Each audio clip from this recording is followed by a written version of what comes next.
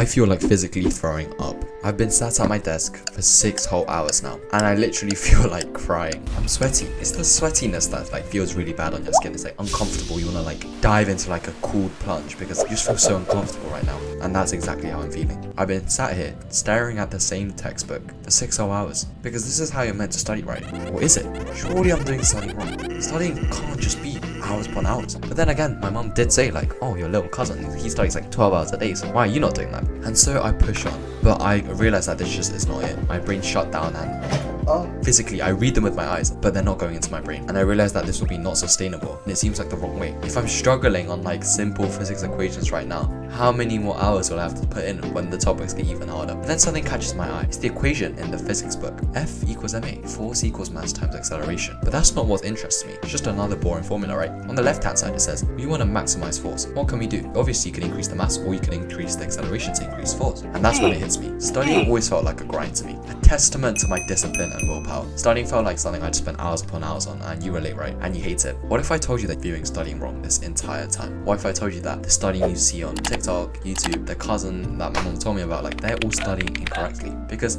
there's this studying equation that changed my entire life. Just as like that F equals ma formula, there's an equation for studying, which if you utilize, you can turn studying into something that's fun, easy, and most importantly, fast. Cal Newport, the author of the book How to Become a Straight A Student, reported that he literally had to go to the library and pretend to study because that's how effective the study method was. The study method made it so fast that he was able to study and ace his test in minimal time, so that during like peak season of exams, he went to the library to pretend to study because he had nothing else to do. If you want that to be you, stick around to the end of the video because the tips I'm about to drop in this video are like incredible.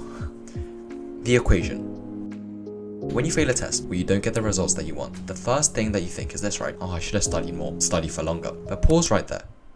Why do you actually think that? It's always, I should have studied for longer, I should have studied for more time, but never, I should have studied better. You've never heard someone say that because no one knows the study equation. Knowledge, which is the thing you want to get through studying, right? Knowledge is equal to time spent studying times intensity squared. That physics equation in my book really caught my eye, and this equation applies perfectly to studying. If you study for 0 minutes, you won't gain any knowledge, right? You just go into the test with what you already knew prior. If you study for 10 hours, studying at basic level intensity, so intensity level 1, which is the intensity that most people study at, you have gained 10 knowledge points. This is some arbitrary unit that we made up. You will do 10 more points better in the exam if you study for 10 hours. People always focus on the time aspects. They obsess over how to study more, and I'm guilty of this too, as you are. But there's the whole other side of the formula that's even more important, since that's intensity squared. If you study at 2 intensity instead of 1, and you want to get the same 10 points of knowledge, you only have to study for 2.5 hours, or 4 times as less. And this has been proven again and again to be correct. Don't just take my word for it. Mihail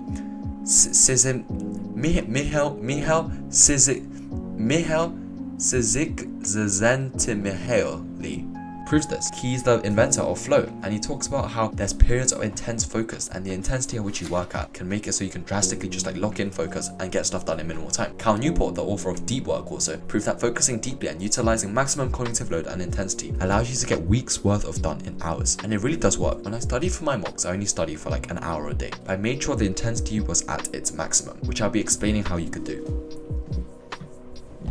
When I script YouTube videos, I end up often scripting like 3, 4, 5 in all one sitting because I make sure the intensity is dialed up. Society these days doesn't promote this kind of work life, right? You get paid for the 9 to 5, so you can work at level 1 intensity and still get paid because it's about the amount of hours you work. So people naturally forget how to work at a higher intensity, nor is it like in your benefit. Even if you work twice as hard, you still have to work for 9 hours. So why would you work at a more intense rate? Makes sense, right? So we've all forgotten how to work harder. I used to literally study for 8, 9, 10 hours a day, and I wonder why I'm still dumb at the end of the day. You need to up the intensity. So for leveling up your intensity, there's 3 levels, and 99% of students just study at level 1 because you never even realized this existed before this video. Neither did I. And the reason that everyone just says they need to study more is because they work at low intensity. Cognitive load is the amount of pressure and information your brain can take and process in a given time. Basically, your brain is like a computer, like CPU, GPU, and you can make it do high demand tasks, put it under load. But being under cognitive load is how your brain learns. Your muscles in the gym only grow when it's difficult and the weight challenges your muscles, right? Same with your brain. Your brain is the most biggest and important muscle in your body, so you need to put it under load. So level 1, we have note taking. And I know you guys know that I have a bone to pick with note taking. And it's because it was the main form of studying that I used for the longest amount of time. But think about it takes zero cognitive load. I used to make notes while watching Netflix. You don't need to actually turn your brain on to make notes. You can literally just like mindlessly copy over notes, highlight textbooks. These are all just level 1 intensity. It's a scientific fact that it's been proven. Just copying notes literally puts your brain under less cognitive load than eating an apple, because it's literally such a brain dead task. You can do it anywhere. And so we move on to level 2. Level 2 is past paper questions and active recall techniques. Doing questions and solving them is an exponential increase in cognitive load, because you see the question, you have to go into your brain, you have to recall the information,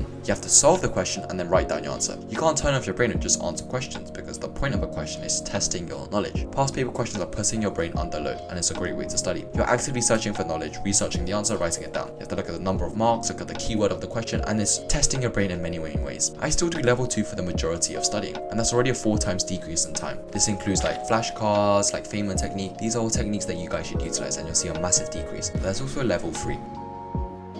I do level 2 for most of the time, as I said, but I'll tell you what level 3 is. Level 3 is mistakes farming. This will reduce the amount you study by 9 times. Mistakes farming is when you get a really difficult question of that topic that you're doing. So say you're doing circle theorems, you find like the 10 mark or the most difficult like circle theorems question you can find. And since it's the most difficult, not insulting your intelligence, but you probably won't be able to solve it, right? A lot of the time we just give up and go and solve the easier questions. But this is a level up from past paper questions, because we're deliberately choosing questions we can't solve. It's proven that when we can't solve a problem and yet we stick onto it, our brain's like cognitive like load and the neuron activation is astronomical. You can imagine why. You're not able to do it, but you're still trying to go beyond. You want to do more. So get that hard question and see how far you can get into it. You probably won't be able to do that far, but you'll be able to get somewhere. And then in the mark scheme, check up to where you got to. Maybe you even ended up getting like 2, 3, 4, 5 marks out of the 10 because you got to that certain point. And then once you look at the mark scheme and see like what further steps you had to take, suddenly the whole puzzle fits into place. And you can imagine how like cognitively demanding this is. You're putting everything we learned together. But this is exactly the way how you decrease the amount of time you have to study. You up the intensity. You'll like feel distracted, you want to do something else, because naturally when we're not able to do something, it's the last thing you want to do. But this is the trick, and I hope this video was helpful, and I always strive to get the best free content on YouTube. But if this really resonated with you and you want to learn how to study effectively and get top grades without having to study for hours and learn more hidden tricks like this, you need to click the first link in the description today and register to watch a free study masterclass that I put together, showing you how I went from not knowing how to study to being one of the top students in my class. Spots are limited, so go click the link at the top of the description and watch it today. Because imagine how it would feel to finally beat procrastination and get good grades, even without trying that hard. All because you understand the fundamental secrets that I reveal in the masterclass, which has helped myself as a student, but also my countless other students around the world get top grades without even being naturally smart. Click the link below and I'll see you there. Take action and I'll see you next time. Why am I yellow as what the